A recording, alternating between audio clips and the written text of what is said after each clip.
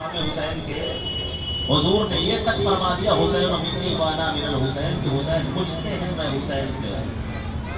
مطلب یہ ہے کہ حضور نبی کریم علیہ السلام نے ارشاد فرمایا کہ حسین میرے طریقے پر ہے، حسین میرا خون ہے، حسین میرا لفظ جگر ہے۔ یہ تمام مطالب اس کے ہو سکتے ہیں۔ ایک اور حدیث پاک دیکھیں، حدیث پاک تلک عشرۃ الکاملہ 10 حدیث بیان کر دیتا ہوں آپ کی فضیلت میں، بڑی توجہ سے سنیے گا یہ 10 حدیثوں کو جو حضرت امام حسین کے شان میں خاص طور پہ ہیں۔ ان کے ایک دو حدیثوں میں حضرت امام حسن کا بھی نام آیا ہے، ورنہ دونوں شہزادوں کی فضیلتیں الگ الگ ہیں۔ کل حضرت امام حسن کے حوالے سے میں نے باتیں کی تھی، آج امام حسین کے حوالے سے بات کر رہے ہیں۔ حضور نبی کریم علیہ الصلوۃ والتسلیم نے ارشاد فرمایا احب اللہ من احب حسینا، حضور کا فرمان ہے اللہ اس سے محبت کرتا ہے جو حسین سے محبت کرتا ہے۔ یہ فضیلت امام علی مقام ہے، اللہ اس سے محبت کرتا ہے جو حسین سے محبت کرتا ہے۔ پھر ارشاد فرمایا جابر بن عبداللہ اس کے راوی ہے کہ حضور نبی کریم علیہ الصلوۃ والتسلیم نے ارشاد فرمایا جو چاہتا ہے نا کہ دنیا میں رہتے ہوئے زمین پر چلتے پھرتے ہوئے اپنے دنیاوی آنکھوں میں اپنی دنیاوی زندگی میں کسی جنتی جوان کو دیکھ لے، جنتی جوان کے سردار کو دیکھ لے، وہ حسین ابن علی کی طرف دیکھ لے، یہ جنتی جوانوں کا سردار ہے۔ یہ حضرت جابر بن عبداللہ اس کے راوی ہے۔ حضور نبی کریم علیہ السلام نے ارشاد فرمایا، حدیث پاک میں آیا ہوا ہے کہ نبی کریم علیہ السلام و تسلیم تشریف لائے حضرت فاطمہ کے گھر، اور آتے ہی آپ نے پوچھا کہ چھوٹا بچہ کہاں ہے، اور حضور کا پوچھنا تھا کہ حضرت امام حسین سمجھ گئے کہ حضور مجھے یاد کر رہے ہیں، دوڑے اور دوڑ کے جا کے حضور کے گود میں بیٹھ گئے، اور حضور کی ریش مبارک میں، حضور کے لحیہ شریف میں داڑھی شریف میں اپنی انگلیوں کو داخل کر دیا، جیسے بچے نہیں کھیلتے ہیں، کبھی داڑھی سے کھیلتے ہیں، کبھی بالوں سے کھیلتے ہیں۔ اور حضور نبی کریم علیہ الصلوۃ والتسلیم کی بارگاہ میں حسین کی اتنی مقبولیت ہے کہ حضور کے گود میں بیٹھ کر داڑھیوں میں اپنی انگلیوں کو داخل کر دیا۔ جب داڑھیوں میں انگلیوں کو داخل کر دیا تو حضور نے ان کا بوسہ لیا، اور بوسہ لے کر کے حضرت امام علی مقام کو دعا دی۔ کیا دعا دی؟ اللہم انی احبہ، سند بھی دے دی اور دعا بھی دے دی۔ سند اس بات کی دے دی، حضور نے فرمایا اللہم انی احبہ کہ مولا میں اس سے محبت کرتا ہوں، فاحبہ تو بھی اس سے محبت فرما۔ ایک طرف سند دے دی اپنی محبوبیت کی، دوسری طرف اللہ سے دعا بھی فرما دی اللہ تو بھی محبت فرما۔ اور صرف اتنا ہی نہیں چھوڑا، ہمارے لیے بھی کچھ اللہ کے رسول نے چھوڑ دیا تھا، اس نے ہمارے لیے بھی کچھ دعا فرما دی تھی۔ آگے ارشاد فرمایا حضور نے وَأَحَبَّ مَن يُحِبُّهُ کہ میرے مولا صرف حسین سے محبت نہ کرنا، حسین سے جو جو محبت کرے ان سے بھی محبت فرما۔ ہم کو بھی حضور نے شامل کر لیا۔ اب اگر ہم حضور سے محبت کرنے والے ہیں، امام علی مقام سے محبت کرنے والے ہیں، تو بے فکر ہو جائیں کہ اللہ کے رسول کی ہر دعا مقبول ہے اللہ کی بارگاہ میں۔ بس ہماری محبت جعلی نہیں ہونی چاہیے، ہماری محبت اصلی ہونی چاہیے 24 کیرٹ کی۔ اگر ہماری محبت اصلی ہے امام علی مقام سے تو آپ یہ بشارت لے کر جائیں کہ حضور کی ہر دعا مقبول ہے، اللہ کی محبتیں ہمیں نصیب ہو گئی ہیں، اللہ کی محبت ہمیں نصیب ہو گئی ہے۔ آگے دیکھیے اور ایک حدیث پاک میں پڑھتا ہوں، حضرت عبداللہ ابن عمر یہ فرماتے ہیں، کہاں فرماتے ہیں معلوم ہے؟ حضرت عبداللہ ابن عمر کی شخصیت بھی آپ کو بتا دوں، یہ حضرت عمر کے بیٹے ہیں، عمر ابن خطاب کے، اور فقہا صحابہ میں ان کا شمار ہوتا ہے، ان صحابہ میں جو فقیہ صحابہ مانے جاتے ہیں ان میں شمار ہوتا ہے عبداللہ ابن عمر کا۔ اور یہ کہتے ہیں، کیا کہتے ہیں؟ یہ خانہ کعبہ میں موجود ہے، خانہ کعبہ میں، کعبۃ اللہ میں، زمین کے سب سے اشرف حصوں میں موجود ہے۔ وہاں موجود ہو کر کے کیا کہتے ہیں؟ حضرت امام علی مقام اچانک آ جاتے ہیں خانہ کعبہ میں۔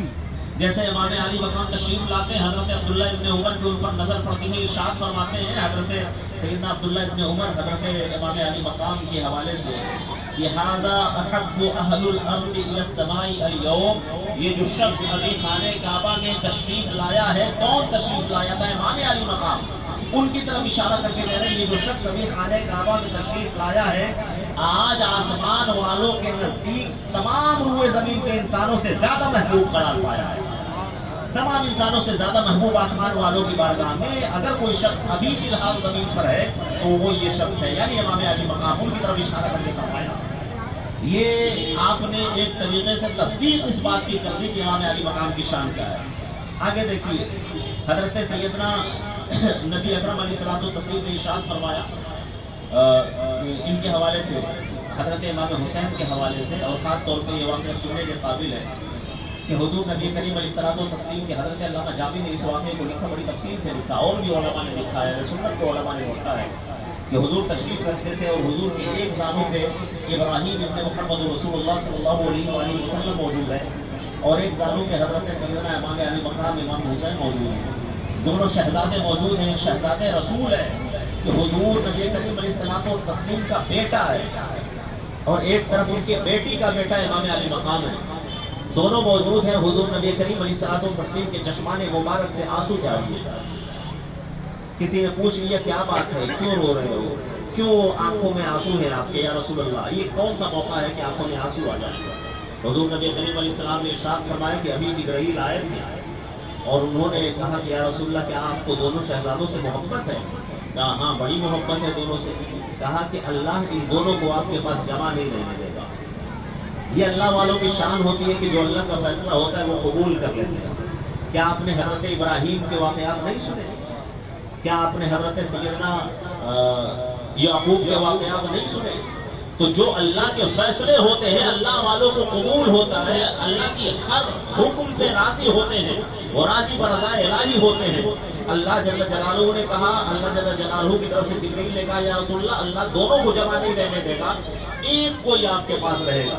حضور نبی کریم علیہ الصلوۃ والتسلیم نے اختیار فرمایا کہ اس کو حسین ابن علی کو, اور کہا کہ میں نے اپنے بیٹے کو حسین ابن علی میں قربان کر دیا, کیونکہ اگر آج حسین ابن علی انتقال کر جائے تو فاطمہ کو بھی دکھ ہوگا, مجھے بھی دکھ ہوگا, اور ابراہیم انتقال کر جائے تو جو صدمہ ہے وہ صدمہ مجھے ہوگا.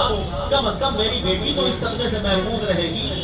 گویا کہ حضرت سیدنا نبی اکرم علیہ السلام نے اپنے بیٹے حضرت ابراہیم ابن رسول اللہ پر حضرت ابراہیم ابن رسول اللہ کو حسین ابن علی کا قربان کر دیا ہے. یہ محبت کی حضور کی حضرت سیدنا حسین ابن علی سے امام علی مقام سے, یہ حدیث پاک ہے. آگے بڑھیے. حضرت ابو سعید خدری رضی اللہ تعالیٰ عنہ روایت کرتے ہیں, بڑی مشہور حدیث ہے. حضور نبی کریم علیہ السلام ارشاد فرماتے ہیں کہ الحسن والحسین سیدہ شباب اہل الجنہ, کے حسن و حسین یہ دونوں جو ہیں یہ جنتی نوجوانوں کے سردار ہیں. حضور نے ارشاد فرمایا جنتی نوجوانوں کے سردار ہیں. آگے بڑھیے ایک اور حدیث سنیں. حضور نبی کریم نے ارشاد فرمایا ان الحسن والحسین ہما ریحان من الدنیا, کہ حسن و حسین یہ دونوں میرے دنیا کے دو پھول ہیں.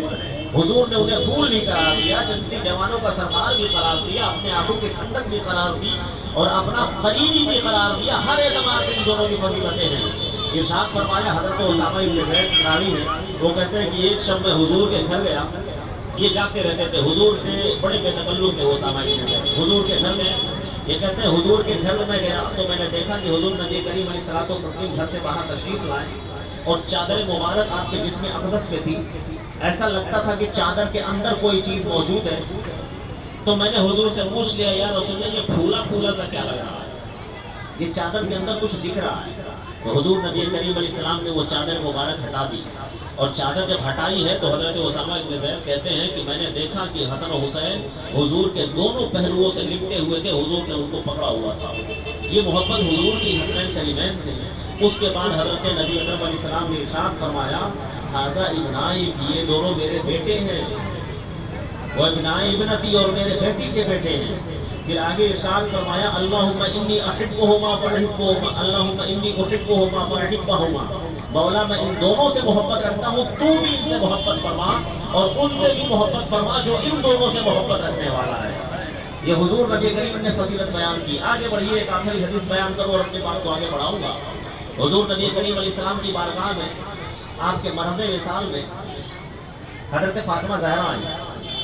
حضرت فاطمہ زہرا نے آ کر عرض کیا یا رسول اللہ آپ کی بارگاہ میں جس نے بھی جو کچھ بھی مانگا آپ نے اسے عطا کیا. ایسا کبھی نہیں ہوا کہ آپ نے کسی کو خالی ہاتھ لوٹا دیا ہو. آپ نے ابو بکر کو نوازا, عمر کو نوازا, عثمان کو نوازا, علی کو نوازا, طلحہ کو نوازا, ابو ہریرہ کو نوازا, عبد الرحمن کو نوازا, خالد کو نوازا, سب کو آپ نے نوازا ہے. بلکہ حقیقت تو یہ ہے کہ کائنات کا ذرہ ذرہ آپ کا سب کا کھا رہا ہے. میرے بیٹے بھی آپ کی بارگاہ میں لے کر آ گئی ہوں, اپنے دونوں بیٹوں کو, ان کو بھی کچھ عطا کر دیجیے, ان کو بھی کچھ دے دیجیے, اور یہ سمجھ لیں کہ وہ اللہ کی بندی, وہ خاتون جنت, وہ جنتی عورتوں کی سردار, وہ جنتی خواتین کی سردار سیدہ فاطمہ زہرا وہاں دنیا لینے نہیں گئی تھی حضور کی بارگاہ میں, وہاں کچھ اور لینے گئی تھی. انہوں نے کہا یا رسول اللہ آپ نے سب کو نوازا ہے, میرے بچوں کو بھی نواز دے. تو حضور نبی کریم علیہ الصلوۃ والتسلیم نے کیا ارشاد فرمایا پتہ ہے؟ हुजूर ने इरशाद फरमाया ठीक है आई हो, इनको भी नमाज देता हूँ।